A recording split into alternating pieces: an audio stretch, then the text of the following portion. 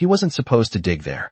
The ground had been quiet for decades, a hardened mound of earth rising nearly 6 feet high at the edge of Daniel Hayes' property, baked under the Georgia sun and left untouched like something the land itself had chosen to forget.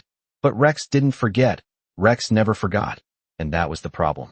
Before we begin, think about this for a second. Have you ever seen a dog refuse to walk away from something? Not out of curiosity, but like it was waiting for permission to finish a job it never started? Daniel had, and it unsettled him more than he was willing to admit. The morning air carried the smell of damp soil and pine, a slow fog still clinging low over the fields as the first light stretched across the barn roof in thin golden lines, and somewhere in the distance a wind chime tapped softly, irregular, like a clock that had lost its rhythm. Daniel stood on the porch with a chipped enamel mug in his hand, black coffee gone lukewarm, watching Rex from across the yard. The dog wasn't running, wasn't chasing anything, wasn't even barking. He was just there, front paws planted deep into the base of that towering termite mound, digging in steady, deliberate strokes, dirt scattering behind him in quiet bursts. No excitement. No play. Just purpose. Rex, Daniel called, his voice low, rough from years of speaking less than he used to. The dog didn't respond. That alone was enough to make Daniel step down from the porch. Rex always responded. He crossed the yard slowly, boots pressing into the soft ground, each step heavy with something he couldn't quite name. And as he got closer, he noticed the way Rex's body moved. Not frantic, not erratic, but controlled, almost careful, like he knew exactly where to dig. The mound itself was old, older than anything Daniel had bothered to deal with since buying the land 3 years ago, a relic of neglect that stood like a stubborn monument near the tree line. He had meant to tear it down before, thought about it a dozen times, but something always stopped him. Maybe it was the size. Maybe it was the feeling that it had been there long before him, and would still be there long after. But now Rex had chosen it, and that changed things. What? Is it boy? Daniel muttered as he came within a few feet. Rex paused for just a second, lifting his head, amber eyes catching the light in a way that made Daniel's chest tighten without warning. There was no excitement in those eyes. No confusion either. Just focus. Then, without a sound, Rex went back to digging. Daniel exhaled slowly, setting the mug down on an old wooden crate nearby. All right, he said under his breath, more to himself than the dog. All right, we'll see what's got you so worked up. He grabbed the shovel leaning against the fence, the metal blade worn dull from years of use, and drove it into the side of the mound. The impact sent a dry crack through the air, small fragments breaking loose and sliding down like brittle clay. Rex stepped back, but didn't leave. He watched. That was the part that didn't sit right. Dogs either help or they wander off. They don't stand there like witnesses. Daniel drove the shovel in again, deeper this time, and as the structure began to give, something shifted beneath the surface. Not a collapse, not empty space, something solid. He froze for a fraction of a second, hand tightening on the handle, breath catching just enough to notice it. Then Rex let out a low, almost inaudible sound. Not a bark, not a growl, something in between, something that felt older than either of them. And for reasons Daniel couldn't explain, the air around them suddenly felt heavier, like the past had just taken a breath.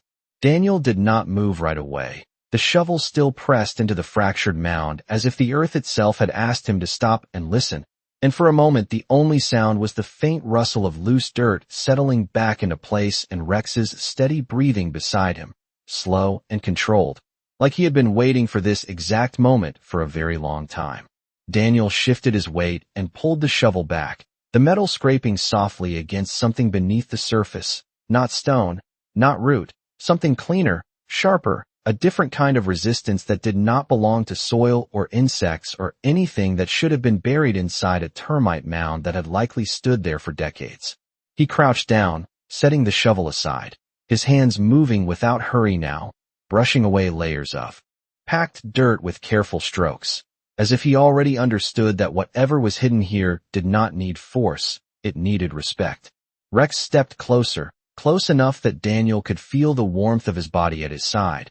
But the dog did not interfere, did not dig, did not push forward. He simply watched, his ears slightly tilted forward, eyes fixed on the spot where Daniel's fingers uncovered something dull and metallic beneath the dust. It was not large, maybe 3 inches across, a small object half embedded in the hardened earth, its surface worn smooth by time and pressure, edges softened, color faded into a muted gray that barely caught the morning light. Daniel paused, his hand hovering just above it, and something in his chest tightened again. Not fear, not exactly, but recognition without memory, like hearing a song you have not listened to in years, but somehow still know every word to. He exhaled slowly and pressed his fingers around it, loosening the dirt just enough to lift it free. The moment it came loose, the weight of it surprised him. It was heavier than it should have been. Solid. Intentional. He turned it slightly in his hand, thumb brushing across the surface, clearing away the last thin layer of dust, and that was when he saw it. Faint letters. Worn, but still there. Stamped into the metal in a way that had once been sharp and precise, now softened by time, but not erased. Daniel's breath caught, just enough to notice. Rex let out that same low sound again, softer this time, almost like a quiet confirmation. Daniel swallowed, his throat dry, and leaned in closer, angling the object toward the light. The letters became clearer, one by one, as if they were choosing to reveal themselves slowly, deliberately, and with each second that passed, the stillness around them deepened, the air thick with something that did not belong to the present moment. He did not speak the name out loud. Not yet. But his eyes lingered on it longer than they should have, and something behind them shifted, something old and buried and unfinished. His hand trembled, just slightly, before he tightened his grip and looked back at the mound, now cracked open just enough to suggest that this was only the beginning. Rex finally moved then, not forward, but around him, circling once, before sitting down directly beside the exposed section of earth, posture straight, alert, as if guarding it. Daniel followed the movement with his eyes, then looked back at the small metal piece resting in his palm, and for the first time since he had stepped off that porch, he felt it clearly, not confusion, not curiosity, but something heavier, something that settled deep in his chest and refused to be ignored. Whatever had been buried here had not been lost. It had been waiting. Daniel did not realize he had stopped breathing until his chest forced a slow, uneven inhale, the name still resting silently in his mind, like something fragile that could break if spoken too soon.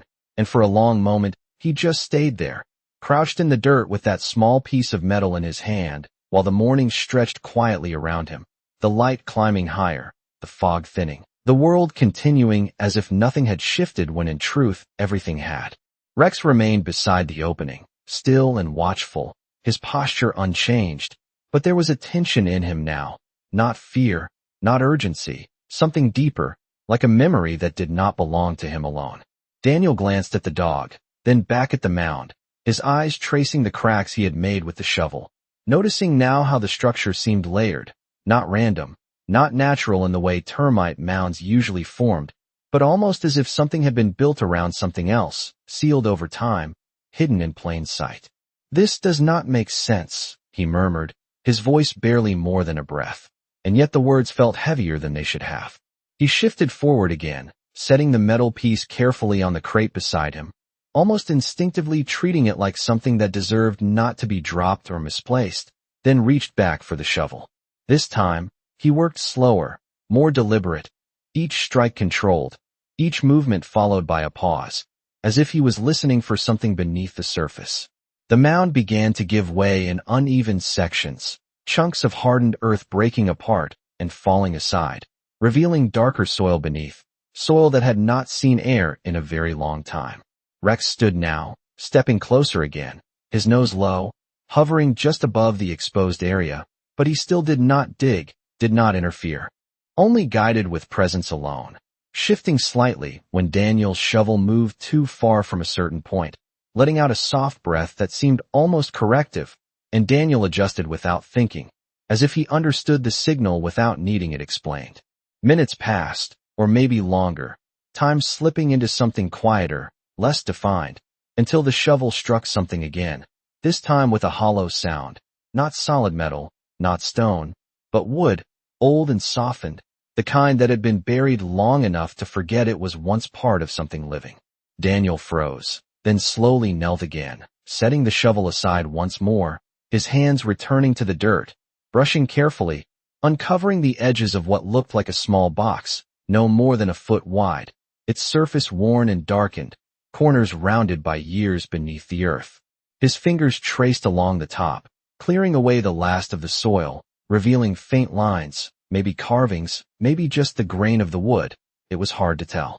Rex lowered himself beside it, almost lying down now, his head level with Daniel's hands, eyes fixed, unblinking. "You knew," Daniel whispered, not expecting an answer, but the dog's stillness felt like one anyway. His hands hesitated above the box, hovering just long enough for doubt to rise, not fear of what was inside, but fear of what it might bring back. Then he lifted the lid. It resisted at first, the seal of time holding it closed, but with a gentle shift, it gave way, opening slowly with a soft, dry sound that seemed too loud in the quiet morning air. Inside, there was no gold, no valuables, nothing that would explain 60 years of silence in the way people usually expect, just a few simple things resting side by side, preserved not by care, but by time itself. A folded piece of cloth, faded green, edges frayed. A small notebook, its cover worn smooth. And beneath them, partially hidden, something else, something Daniel did not reach for right away because the moment he saw the cloth, something inside him had already begun to unravel. His hand hovered over it, then finally touched the fabric, lifting it slowly, revealing the shape beneath, and as he did, his shoulders sank just slightly, like a man recognizing a weight he thought he had left behind. Rex did not move. The wind did not rise. Even the distant chime had gone quiet. And in that stillness, Daniel Hayes understood one thing with absolute certainty. This had never been buried by accident. Daniel's fingers did not rush, did not tremble the way they might have years ago, but there was a weight in them now, a hesitation shaped by memory rather than fear, and as he slowly unfolded the faded green cloth, the fabric gave way with a softness that did not belong to something buried for decades, as if time had preserved not just the material, but the moment it had last been touched. Beneath it lay a second set of dog tags, their chain dulled and stiff, the metal worn in the same quiet way as the one he had already found, but this time there was no distance between recognition and understanding. Daniel's jaw tightened, his breath shallow, and for a second he closed his eyes, not to avoid what was in front of him, but to steady what was rising behind them. Rex shifted slightly closer, lowering his head until it nearly touched Daniel's arm, the warmth grounding, steady, present. Daniel picked up the tags, his thumb brushing over the engraved letters, tracing them slowly, deliberately, as if each line carved into the metal carried more than just a name, more than just numbers.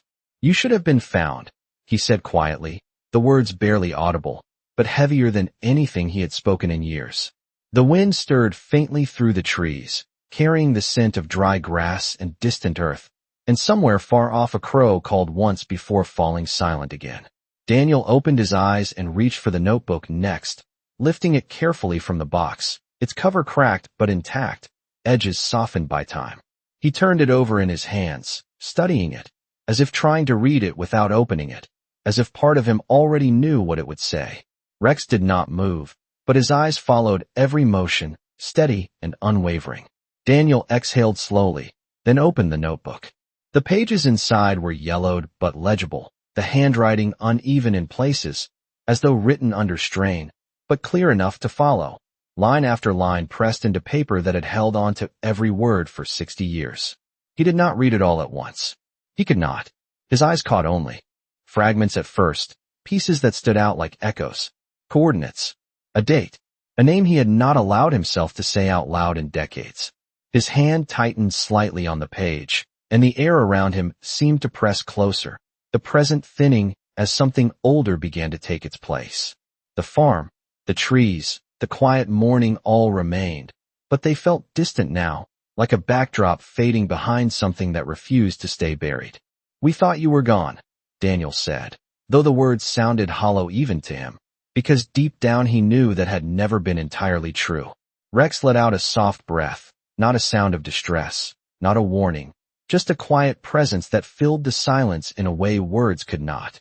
Daniel turned another page, slower this time, his eyes moving carefully, absorbing more, allowing the truth to surface piece by piece instead of all at once. There was no accusation written there. No anger. Just clarity. Just a record of what had happened, preserved in ink that had waited patiently beneath the weight of earth and time. Daniel swallowed, his throat tight, and lowered the notebook slightly, his gaze drifting back to the open ground, to the broken mound, to the place that had held all of this in silence for so long. He looked at Rex, really looked this time, and there was something in the dog's eyes that made the moment feel less like discovery and more like completion, as if this had never been about finding something new, but about finally facing something that had always been there.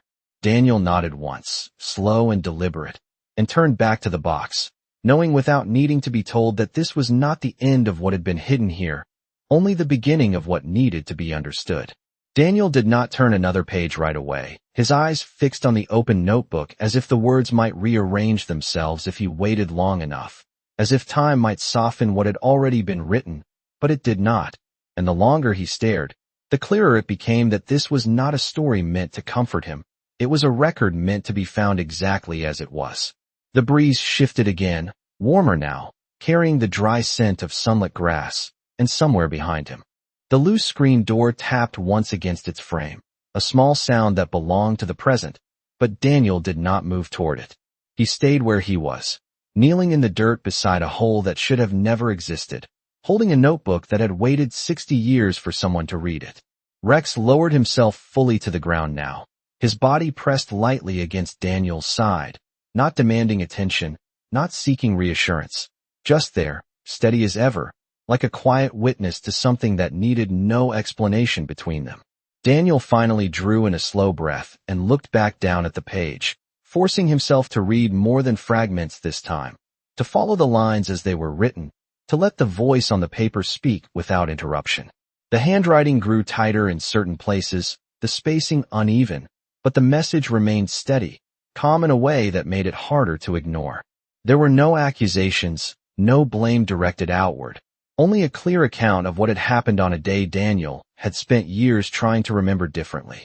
The location was familiar, not because it was marked with precision, but because he had been there, stood on that same ground, heard the same wind moving through a different set of trees, and made a choice he had never truly faced until now. His hand tightened slightly around the edge of the notebook, the paper bending just enough to remind him that this was real, that this was not something his memory had created or distorted. "I thought," he started, but the sentence did not finish, because the truth did not leave space for the version he had carried all these years. Rex's ear flicked once, a small movement, but Daniel felt it, the way he always did, and it pulled him back just enough to keep him grounded. He closed the notebook halfway, not out of avoidance, but because he already knew enough to understand what came next. His gaze shifted to the box again, to the space beneath where the cloth had rested, and slowly, carefully, he reached in deeper this time. His fingers brushed against something firmer, smoother, and when he lifted it free, it was not another personal item, not something meant to be kept, but something official, something that carried a different kind of weight.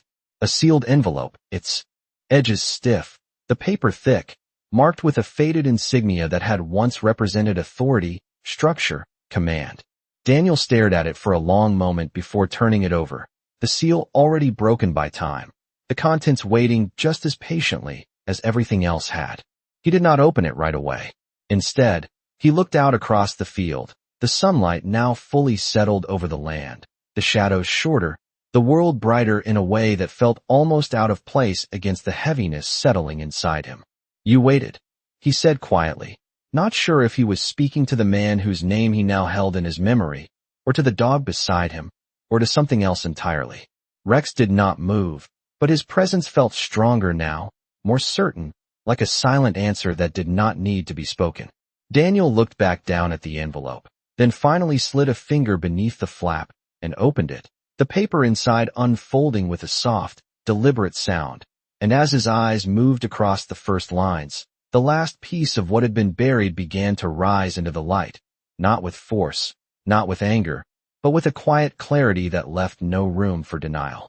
Daniel's eyes did not move quickly across the page. They moved slowly, deliberately, as if each word carried more weight than the last, and the longer he read, the quieter the world around him seemed to become, not because the sounds had disappeared, but because something inside him had shifted, something that made everything else feel distant and less important. The letter was not written in anger, nor was it written in desperation.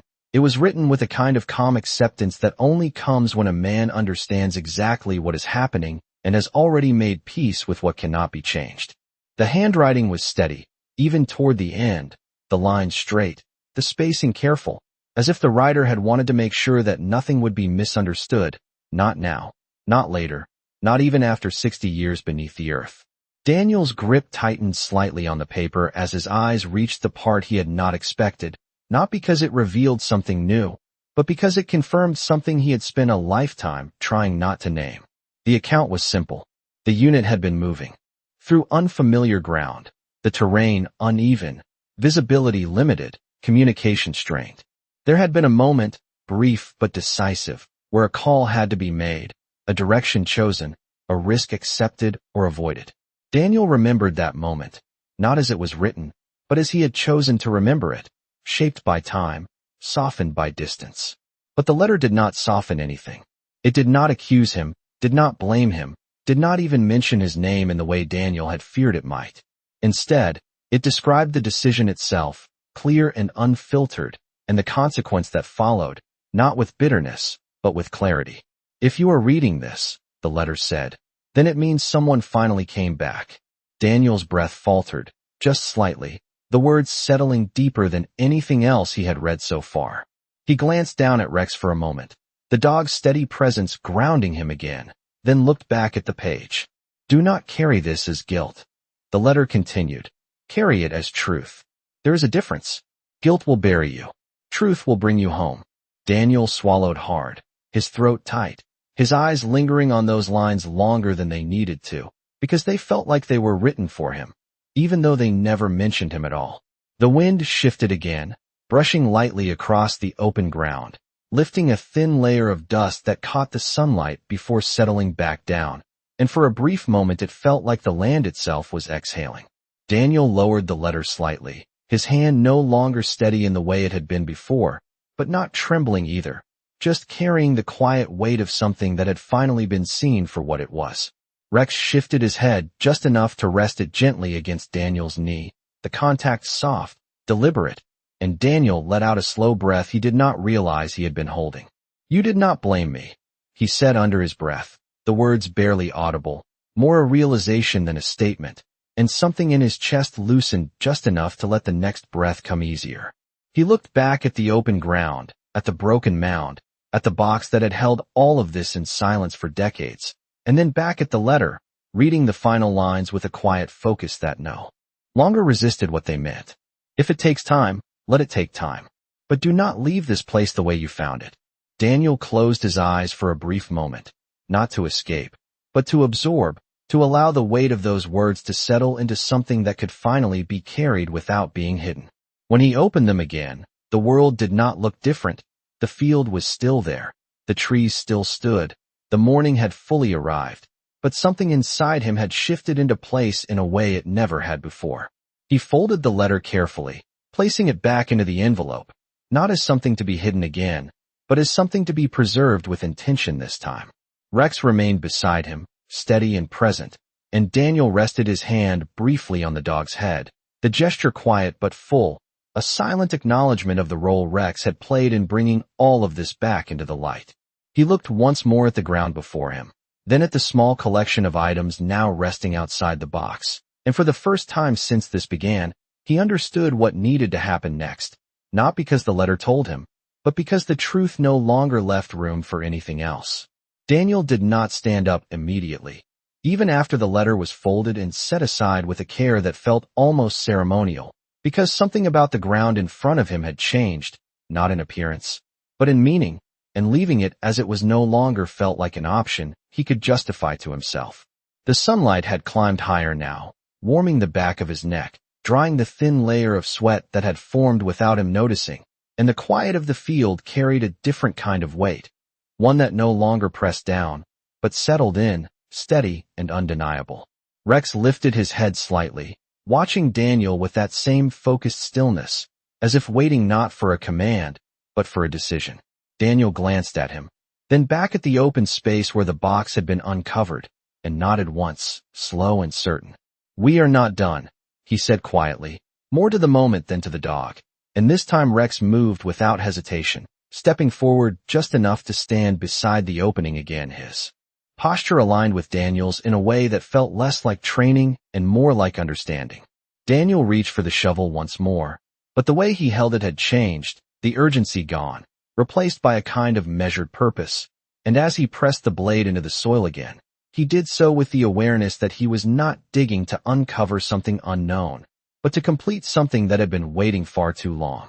The earth gave way more easily now, softer beneath the layers that had already been broken, and with each careful movement, the shape beneath became clearer, not a structure, not something built, but something placed, intentionally, respectfully, and then hidden beneath time. Daniel worked slowly, pausing often, not out of exhaustion, but out of respect for what he was uncovering, and Rex mirrored that rhythm, shifting only when needed, never interfering, always present. The outline emerged gradually, a form that confirmed what Daniel had already begun to understand but had not yet allowed himself to fully accept. He stopped digging for a moment, resting the shovel against his shoulder, his gaze fixed on the space before him, and the air seemed to hold still again, not tense, not heavy, just quiet in a way that invited acknowledgement. Daniel set the shovel down and knelt once more, his hands returning to the soil, brushing away the last thin layers with care, revealing what remained beneath without force, without disruption. "You should have been brought home," he said, his voice steady now, not breaking, not wavering, but carrying something deeper than regret, something closer to recognition. Rex lowered himself beside him again, his head near Daniel's arm, the warmth of his presence grounding the moment in something real and immediate. Daniel did not rush, did not look away, did not try to reinterpret what he was seeing. He simply accepted it, fully, for the first time. The years between then and now seemed to fold inward, not disappearing, but aligning in a way that made sense of everything he had tried to leave behind. He reached back toward the items resting on the crate, the tags, the notebook, the envelope, and placed them carefully beside the uncovered space, not as objects, but as parts of a story that no longer needed to be separated. The wind moved lightly through the trees again, carrying a softer tone now, almost like a quiet acknowledgement of something being set right. Daniel sat back on his heels, his hands resting on his thighs, and looked out across the field, taking in the land that had held this truth for so long without judgment, without demand. "I am here now," he said quietly, the words simple, but complete in a way that required nothing more. Rex let out a slow breath and shifted closer, pressing lightly against Daniel's side, and Daniel placed a hand on his back, fingers sinking into the familiar texture of his fur, steady, alive, present. For the first time since this had begun, there was no question about what came next, no hesitation, no resistance, only a clear path forward that did not need to be explained, only followed. Daniel rose slowly to his feet, not with the weight he had carried before, but with something steadier, something grounded, and as he looked down at the place where the past and present had finally met, he understood that this was not about uncovering what had been hidden, it was about making sure it would never be left behind again. Daniel did not wait for the feeling to fade before he moved, because he understood now that waiting had been the very thing that allowed this place to remain silent for so long, and silence was no longer something he was willing to leave behind. The sun had risen fully, casting a steady warmth across the field, and the shadows that once stretched long and uncertain had shortened into something clearer, more defined, just like the path in front of him. He walked back toward the barn without speaking, Rex pacing beside him in quiet sync, their footsteps soft against the dry ground, the rhythm steady, unhurried, purposeful. Inside, the air carried the familiar scent of wood, oil, and time, and Daniel moved through it with a focus that had not been there before, gathering what he needed without hesitation, a weathered tarp, a set of clean boards, a small American flag folded neatly in a drawer he had not opened in years. He paused for a brief moment when he saw it, his hand resting lightly on the fabric, remembering not a specific moment, but the weight of what it represented, Then he lifted it with care and turned back toward the open field. Rex stayed close, watching, understanding in the way he always had, without needing words. When they returned, the ground looked different, not because it had changed, but because Daniel had, and he stepped into the space with a quiet certainty that replaced everything that had come before. He laid the tarp beside the opening, placing the items he had uncovered gently onto it, one by one, not rushed, not delayed, each movement measured, respectful, as if he were restoring something that had been out of place rather than discovering something new. Rex settled nearby, his body angled toward the site, alert but calm, the way he had been from the very beginning, as if this had always been his purpose. Daniel took a long breath, then knelt again, his hands returning to the earth not to uncover, but to prepare, smoothing the edges, clearing the space, shaping the ground into something that could finally hold what it should have held all along. The work was quiet, steady, the kind that did not demand attention, only presence. And as the minutes passed, the field seemed to settle with him, the wind softening, the distant sounds blending into a low, constant hum that felt less like noise and more like a backdrop to something important. When the space was ready, Daniel paused, his hands resting on his knees, his gaze fixed on the items laid out before him, and for a moment he allowed himself to simply be there, not as a man carrying years of unspoken weight, but as someone who had finally arrived where he was supposed to be. "You are not staying here like this," he said quietly, the words firm, not as a promise made in uncertainty, but as a decision already carried out in his mind. He reached for the dog tags, lifting them once more, his thumb brushing across the engraved letters with the same deliberate care, then placed them gently within the prepared space, followed by the cloth, the notebook, and the letter, each item returned not to be hidden, but to be honored in a way that had been denied for far too long. The boards came next, positioned carefully, forming a simple marker, nothing elaborate, nothing unnecessary, just enough to acknowledge presence, to give shape to what had once been forgotten. Rex rose then, stepping closer, his head lowering slightly as if in quiet recognition. And Daniel rested his hand briefly against the dog's neck, the contact grounding, steady, shared. The flag remained in Daniel's hands for a moment longer, folded, held close, and when he finally placed it, he did so with a stillness that carried more meaning than any words could hold. He stepped back slowly, his eyes taking in the space, the marker, the land, and for the first time, there was no sense of something missing, no lingering question, no unfinished edge. The wind moved gently across the field, brushing against the grass, the boards, the fabric, and Rex sat beside him, quiet and unwavering, as Daniel stood there in the light of a day that no longer felt like it was waiting for something to be found, but like it had finally been allowed to begin again. Daniel did not leave right away, even after everything had been placed where it belonged, because something in him understood that this moment was not meant to be rushed past, not meant to be folded into memory and carried away like everything else he had tried to move on from. The field stretched quiet around him, the late morning sun steady and warm, the light catching on the edges of the boards and the folded flag in a way that made them stand out without needing to draw attention. Rex remained at his side, seated and still, his gaze fixed forward, not searching, not questioning, simply present in a way that felt complete. Daniel exhaled slowly, the breath leaving him deeper than the ones before, and for a moment he closed his eyes, not to escape, but to take in the stillness that had finally replaced something that had followed him for longer than he had ever admitted. The years did not disappear, they did not rewrite themselves, but they no longer pressed against him in the same way, no longer asked to be avoided or reshaped. They simply existed, aligned now with something honest, something finished. He opened his eyes and looked down at the ground once more, not searching, not expecting anything else to rise from it. And that was how he knew it was done. There was no pull, no lingering sense of something left behind. Only a quiet certainty that what needed to be found had been found, and what needed to be returned had been returned. "You are home," he said, the words soft but steady, carried into the open air without hesitation, and for the first time they did not feel like something he was trying to convince himself of, they felt true.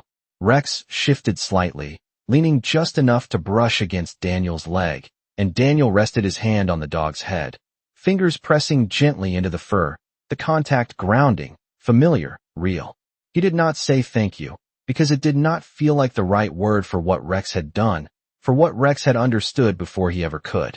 Some things were not given, they were guided, and Rex had led him here without question, without doubt, without ever asking for anything in return.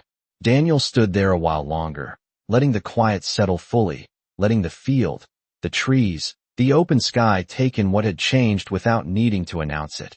And when he finally turned away, it was not with reluctance, not with the weight of leaving something unfinished, but with the calm of someone who knew he could walk away because he had not left anything behind. Rex rose with him, falling into step at his side as naturally as breathing, and together they moved back across the field, their shadows shorter now, sharper in the midday light, stretching just enough to remind them where they stood.